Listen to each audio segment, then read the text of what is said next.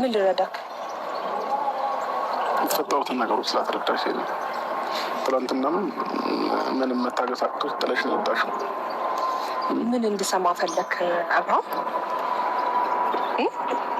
እኔ ከነገርኩክ፣ እኔ ካስረዳሁክ፣ እኔ እንደ በዛ ልክ እየነገርኩክ ያልተረዳክ በዛ ሰዓት ምንስ ብዬ እዛች ጋር ረጅም ሰዓት መቆየቱ እዛ ጋር መቆየት ምን ጥቅም አለው ብዬ አሁንም ደግሞ ምንም የምታስረዳኝ ነገር የለም።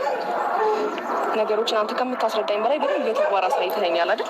ከዛ ባለፈ ደግሞ አሁንም የመጣሁት ነገሮች እንድታስረዳኝ ካንተ መስማት የምፈልገው ነገር ይደብርህም ደስ ይበልክም በቃ ደከመኝ ስላመመክ ነው አሞኛል ስላልከኝ ነው የመጣሁት። ስለዚህ ሐኪም ቤት ይዤ ልሂድ አስፈላጊ ከሆነ ከኔ የምትፈልገውን ነገር ንገረኝ እንጂ ነገሮችን ላስረዳሽ አትበለኝ አብርሃም።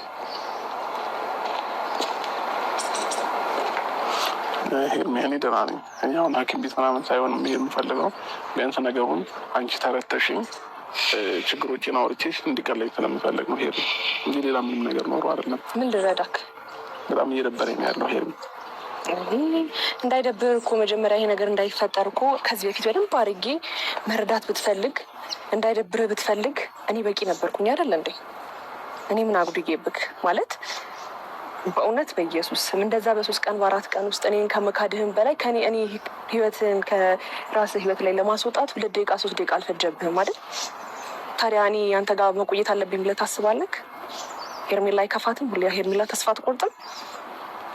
ምን አይነት ሴት መሆን እንዳለብኝ እኮ አንተ ነህ በቃ ጨካኝና ልርቅህ እንድትፈልግ የምታደርገኝ አይደል እንዴ? ስለዚህ አሁን ነገሮችን ማስረዳትም አይጠበቅብህም። ለእኔ ምንም ባታስረዳኝ ከደበረክም አይዞክ፣ ምንም ማድረግ አይቻልም። ምክንያቱም ብዙ ጊዜ ደበረክ ብዙ ጊዜ እንዳይከፋህ ብዬ ለአንተ ጥሩ ነገር ሳደርገው አንተ ለመጥፎ ነገር ነው መሰለኝ የሚተረጉመው።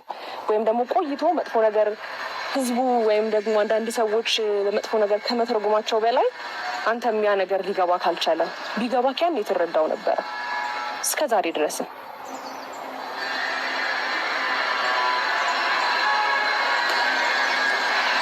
ስለዚህ አሁን ምንድን ነው ምንም የሚያመመክ?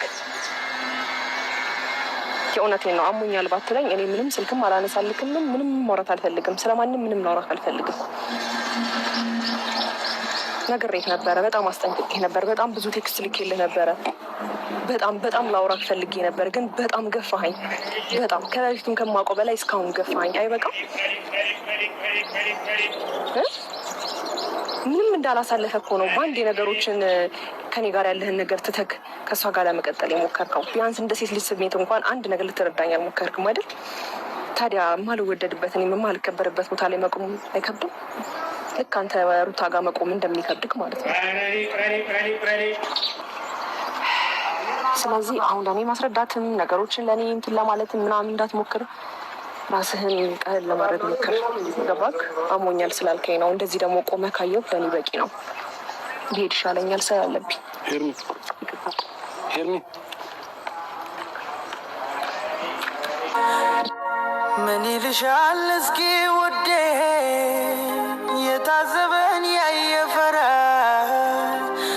ለሰቀቀን ስዳርጊ ሳልጠረጥር ሳልዘጋ ከዚህ ቀደም የለብሽ ደስታ ማግኘት በሰው ስቃይ ከየት አመጣሽው ንገሪ የሌለሽን።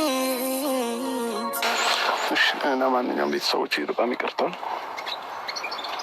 በጣም ዛሬ ትንሽ ስሜታዊ ስለሆንኩኝ ነው። በጣም ሶሪ፣ በጣም ይቅርታ።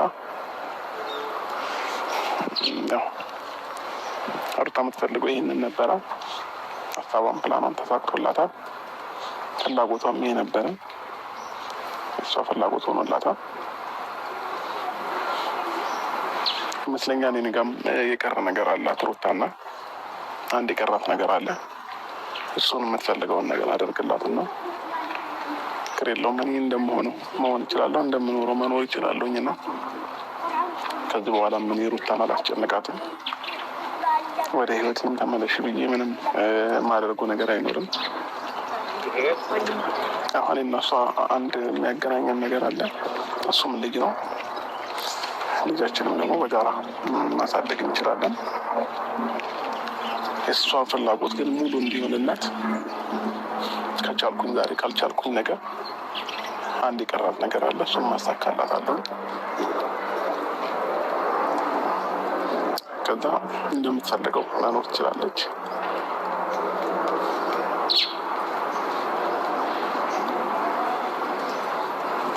I've spent the last week shooting with the new Huawei Mate X7.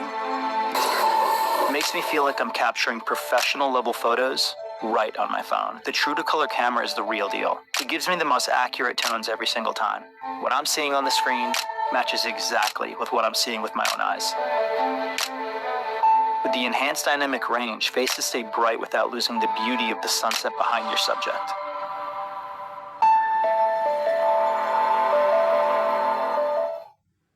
እንግዲህ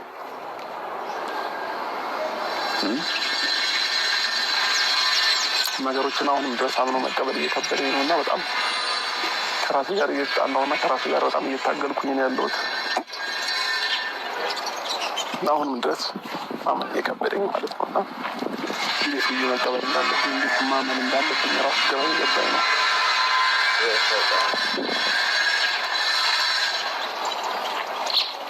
በዚህ ልክ እኔ የሰውን ነፍስ አይደለም ያጠፋሁት።